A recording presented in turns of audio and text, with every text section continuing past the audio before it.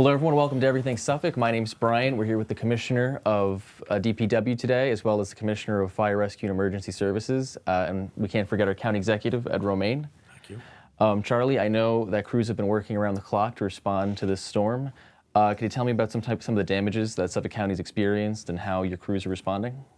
Well, the most significant damage was at the Blydenburg Park. There's a dam there that was breached, and we have been assessing the damage, trying to develop a concept for repair. We have a meeting with DC Thursday morning. We met with the contractor out there this morning, having the benefit of the county executive's emergency declaration allowed us to fast track a number of things. We are developing a in-house design. We'll use a consultant surveyor in order to expedite things, and we're hoping to see some work start out there in the next 2 to 2.5 weeks. There are some long lead items, such as the precast concrete for the culvert and the spillway, but we are dealing with a couple of precast firms. The contractor is to we get something that's the right size to handle the flow that we expect through there. We're looking at the history. And elsewhere, we had crews out on North Ocean Avenue. It was one of the first areas that Commissioner Sunderman had called me about, and we responded there, just north of 25. We also had, and when I say crews, we had people from both our Highway Maintenance Division as well as our Sanitation Division. Sanitation Division has capabilities of moving large volumes of water. So we had some big pumps and equipment out there, and then sweeping it up afterwards. So we worked pretty much around the clock at North Ocean Avenue, as well as Comac Road and Motor Parkway, where the adjoining property was flooded. There's a shopping area there. It was flooded. It was a New York State DOT recharge basin in back of the shopping area that breached. It broke through, flooded the shopping center as well as the county road. So we worked there with some help from DOT, and we're also we're helping DOT on 25A up in Stony Brook, because that has been flooded as well. Now, I know during a lot of this, some of our infrastructure, whether it was county, state, or local, it obviously failed, some of it. County Executive, I don't know if you could talk about some of the efforts, and maybe Charlie too, Commissioner Bartha, if you'd want to talk about some of the efforts to rebuild this, working with the state, working with the municipalities. Well, we are going to rebuild. There's no question. A lot of our roads need to be pumped out. We have to look at our basins and our sumps because they were built for a different era. We have too many rainstorms now that are 100-year storms that are happening with heavy rain. When you get 10 inches of rain in a matter of a few hours, our infrastructure, our sumps, our drainage cannot handle that. And we're going to take a very careful look at not only fixing what was destroyed by this storm, but going back and checking everything and updating and upgrading our sumps and our drainage facilities. So that's what we're going to do. The damage that was done, particularly at Stony Brook, to the Mill Pond and to Harbor Road, is just incredible. That's going to take a long time to rebuild. That's owned by a private company, actually, a private not-for-profit corporation, the Ward Melville Heritage Corporation. Blydenburg Pond, I got to tell you, that pond, sometimes called Stump Pond, which is pretty large, was created in 1798 by Isaac Blydenburg and Caleb Smith and his brother. They built that so they could dam the water, so they could use the rushing water, which was the only power source they had back then. They didn't have electricity back then, to run the mill, to grind corn or wheat, or to use it for a sawmill. So because that was the energy they got. It's a shame to see that pond drain all out. And what we saw when they built that pond is they cut down all the trees where the pond was going to be and left the stumps. That's why it's called Stump Pond. We haven't seen those stumps for 226 years, and they're still there. Amazing. But we know we're going to rebuild that. We're going to rebuild the dam. We're going to take a look also. What I'm interested in doing, it's a big job, I'm looking for some federal funds, is to take a look at all the dams in the county, whether they're town-owned or county-owned, to make sure that the next storm doesn't create similar failures. And the same thing with our sumps. We really have to take a careful look at them, because some of these sumps, particularly in Rocky Point, there were 3 failures, Rocky Point and Sound Beach, that really flooded those neighborhoods. So, Rudy, just today is the first step of our recovery. What do residents, what do businesses do to get the pieces back together, particularly those that were most impacted on the North Shore, northern Brookhaven, northern Smithtown, Huntington, et cetera? Well, I think the first thing is the residents have to contact their insurance carrier. I think that's the first thing they have to do is, 1, contact their insurance carrier. 2, they have to visit our Suffolk County website, which there's an assessment form that they have to fill out, right? Which they'll. Yeah, I'm just going to interrupt by saying the address is SuffolkCountyNY.gov. Right. So you go to that, and that will tell you everything. Right. So they'll go on to the Suffolk County website, right? They'll click on the link, and they'll fill out the survey that they need to complete. So filling out that survey is going to be very valuable. As of 9 a.m. today, so the storm was yesterday, right? The overnight into yesterday. As of this morning, as of 9 o'clock, we had 1,000 Suffolk County residents complete that damage assessment form, which is, good information that we've already received so far.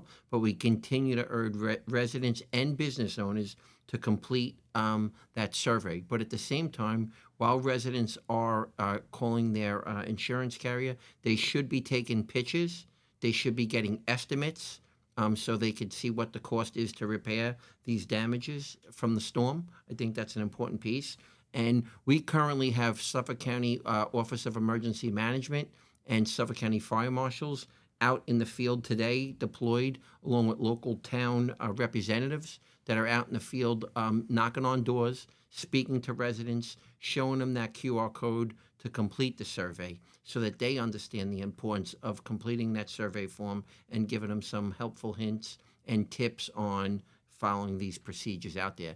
Showing them how to go to the website, giving them the QR code, and if they're not home, we're leaving them a piece of paper with the information on what to do. So we're hitting the areas that was spoken about, the Rocky Point, Miller Place, the Smithtown area, Center Reach, all of those areas that were reported of high volume of call volume that we experienced at Suffolk County Fire Rescue. So there was many different areas, Stony Brook, wherever we were, where we received Middle Island. Middle Island. Squeezy Town Road. Middle Island, Huntington area. So we're out there in all the areas, letting the residents know how important it is. So it's important to get out there. Also, it is up on the Suffolk County Fire Rescue Emergency Service Facebook.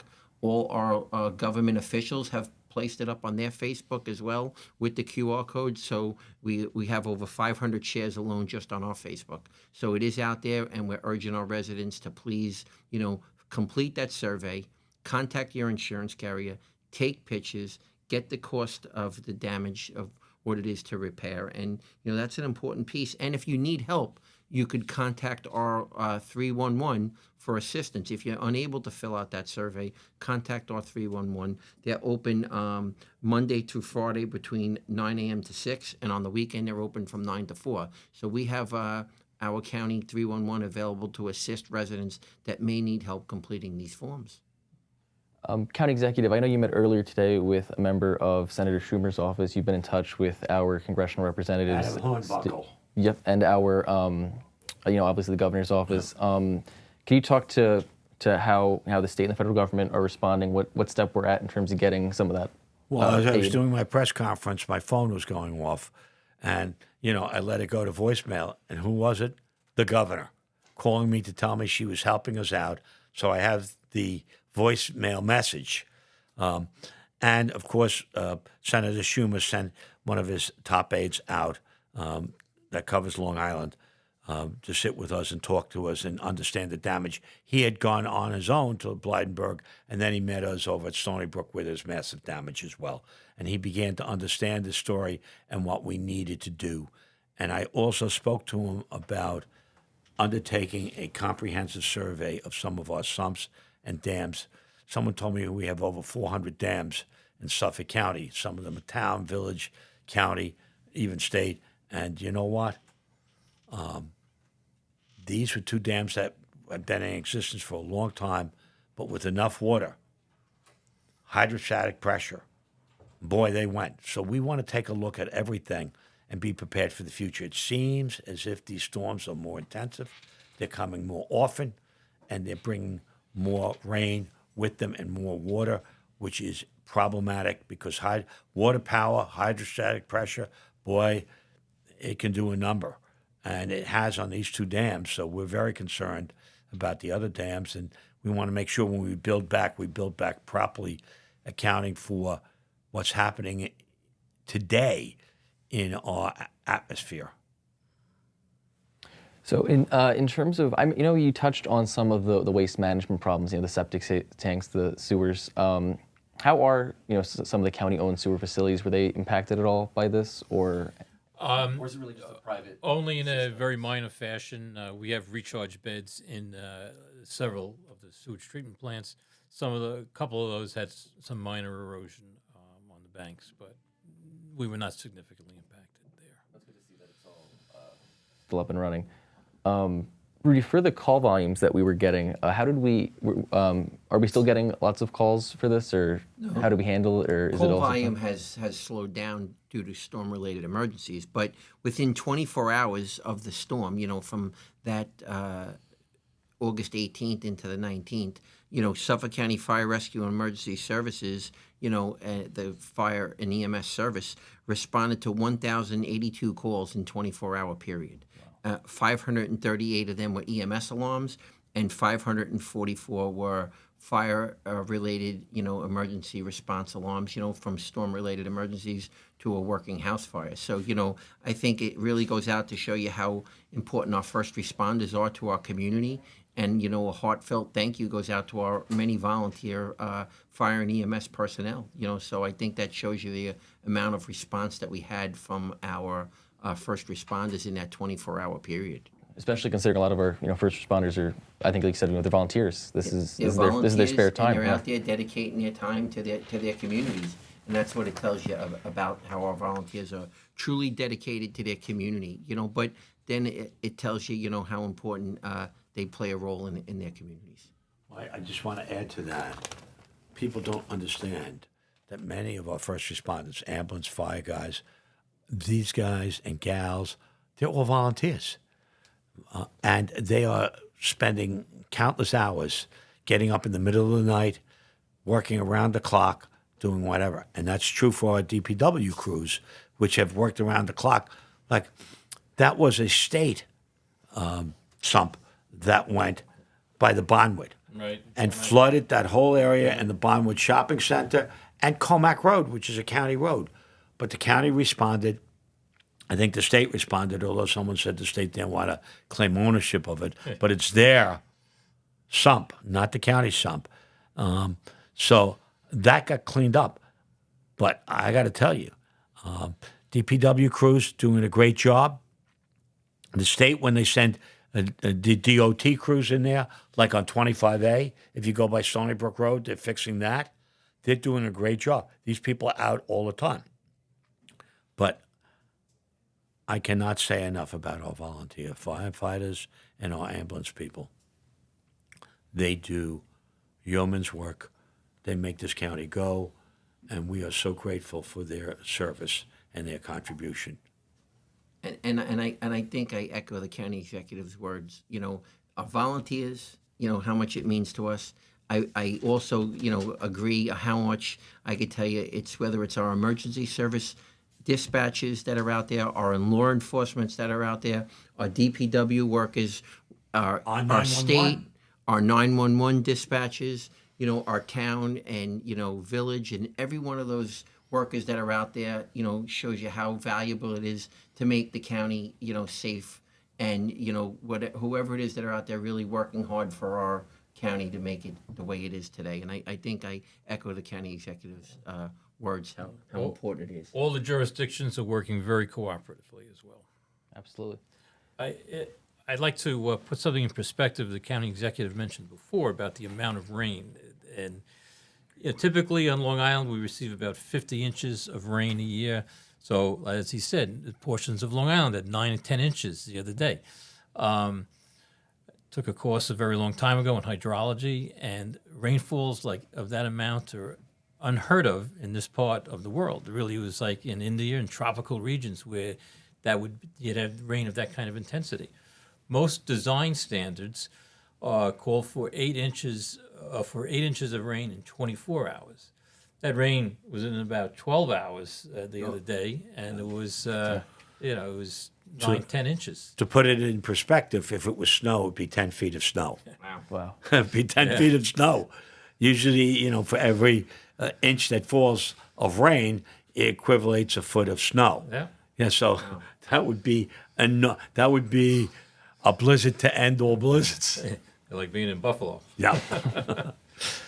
Going forward, keeping in mind just how unique the situation was, what are each of your department and I guess the county as a whole's top priorities going forward? I guess we start with Rudy. Okay, so I think again our Office of Emergency Management, along with the fire marshals, are going to continue to be out there daily, reaching out to our residents to encourage our residents to sign up if they had any damage within their homes. On using that QR code or encouraging them to visit the website, the Suffolk County website, as the county executive said, to sign up. And please get them to sign up for that survey. And again, encouraging them to please take photos, contact their insurance company so that we could get good information in. We're going to be speaking to the businesses as well. We're going to hit all of these heavy damaged areas. We're going to continue to share this information out there. Also, we're going to continue to encourage residents to sign up for Suffolk Alerts. And as you know, that's Suffolk Alerts, all one word, to 67283. And also Suffolk Espanol, all in one word, at 67283. That's to get information if there's ever an emergency, right? And again, we're going to also ask residents to sign up for Smart 911. That's if there's ever an emergency again, and you wanted to have this information in about if your family member had disabilities or if you have pets or any of that information, you should sign up for Smart 911. That's also on our Suffolk County Fire Rescue Emergency Service webpage, or also on the county's webpage as well. You could sign up for any of these emergency information. If you wanted to call 911 and you called into our system, this would be there. So we're going to continue to educate our community and our residents on all of this information, and that's what we're going to continue to go forward. This is educating our residents on all of this information after this storm and any other future storms that occurred. Excellent. Commissioner Bartha? Well, internally at DPW, we're going to have a debriefing meeting later in the week with all the parties from the department that were involved as to what we did well, what we can do better. Commissioner Sunderman and I have had some discussions. We're going to do the same with them. And as well as the county executive said, we're going to go forward and evaluate other dams and culverts throughout the county to see if there's areas in particular we should be concerned about. And then county executive, what's the county as a whole? I mean, obviously these are two county departments, but Well, the first thing to do is recover from the storm. yeah. So recover from the storm and then figure out what we have to do to bring it back to where it was, if not better. So we build it back better. So we're looking at the dam at Mill Pond. We're looking at the dam at Blydenburg. We're looking at some of the roads. We're looking at some of our culverts. We're looking at some of our sumps. We're looking at some of our drainage systems to see what we can do as we build it back to make sure that the next storm isn't as devastating as this storm was. And it's so funny because if it's maybe in a 20, 25-mile swath, if you go west into Huntington or into Riverhead, the water falling there was maybe 3 to 4 inches as opposed to 10 inches. and that made a huge difference in a short period of time. So I live on the South Shore. I live not too far away from Rudy and Charlie. And we had a lot of rain, and I had water in my front yard, but it was nothing like what happened on the North Shore. So what a difference a few miles make. But the next time we may not be spared as much, and we may have a system that goes over the whole island, which would really be something. We have to be ready for the next storm. And not only the next storm, but the next hurricane. The last one was 12 years ago. I can only imagine, because Hurricane Superstorm Sandy was like a 1 or 2. I would hate to see us get hit with something like a 3 or 4 category storm. So we've got to prepare. We've got to get ready. The two gentlemen sitting across from me as we do this podcast are the people we're going to depend on and we're going to listen to. Their expertise, their advice, and their input is crucial. But it's clear that we have to prepare for the worst and hope for the best. All right, I think that's a good place to wrap it up for today. Thank you guys all for coming here, and thank you all for listening. Thank you. Thanks. Thank you, guys. Thank you.